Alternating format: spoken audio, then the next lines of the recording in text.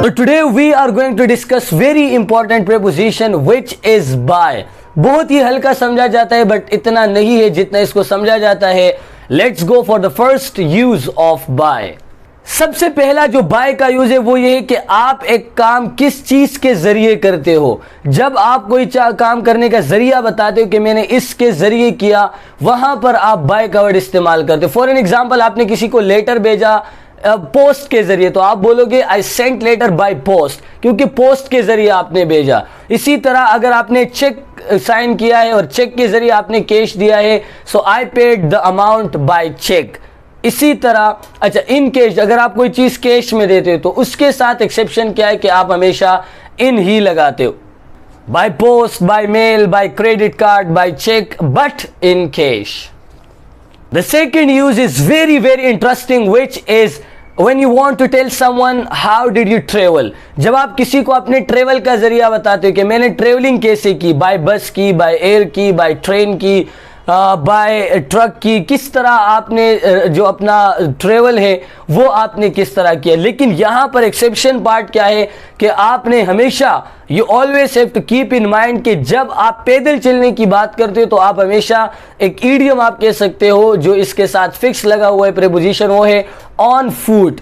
On foot, जब आप पैदल चलने की बात करते हो तो you will always have to use on with foot. Let's have a look on the examples. By car, by train, by plane, by boat, by ship, by bus, by bicycle, by road, by rail, by air, by sea, by underground. Ali usually goes to work by bus. इसका मतलब है कि उसका जो जरिया है travelling का वो बस है. Do you prefer to travel by air or by train?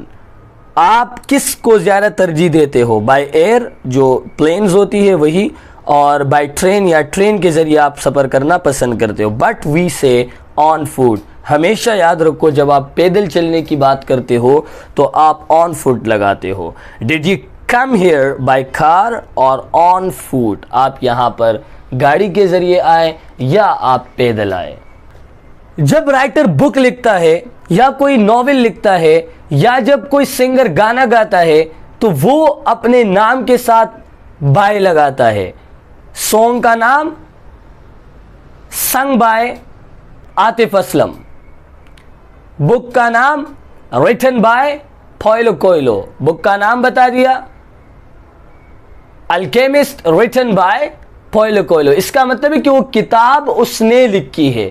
तो जब राइटर कोई किताब लिखता है या जब हम किसी को बताते कि ये किताब इसने लिखी तो हम कहते हैं this book has been written by, This book has been written by Shakespeare. This book has been written by Paulo Coelho. ये एक ब्राज़ीलियन राइटर है, वेरी इंटरेस्टिंग. इसकी बुक्स अगर आप पढ़ेंगे you will have to learn a lot from his books. Alchemist इसकी बड़ी famous book रही.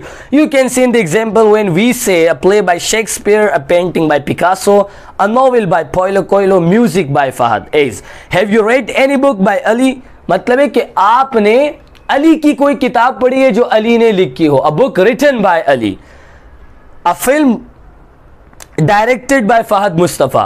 इसका मतलब है कि ऐसी मूवी जो फहद मुस्तफ़ा ने डायरेक्ट की हो.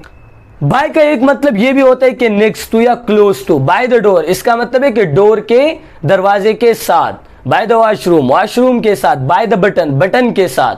कम एंड सिट बाय मी, इसका मतलब है आओ और मेरे करीब बैठो, मतलब सिट क्लोज टू मी. तो बाय का एक मतलब क्लोज टू या नेक्स्ट टू भी होता है.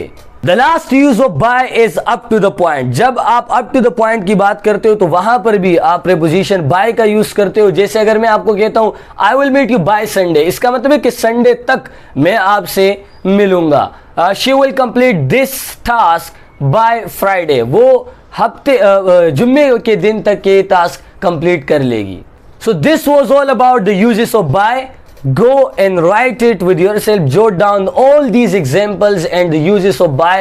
This is going to be very beneficial and quality content. Subscribe this channel. See you in the next video.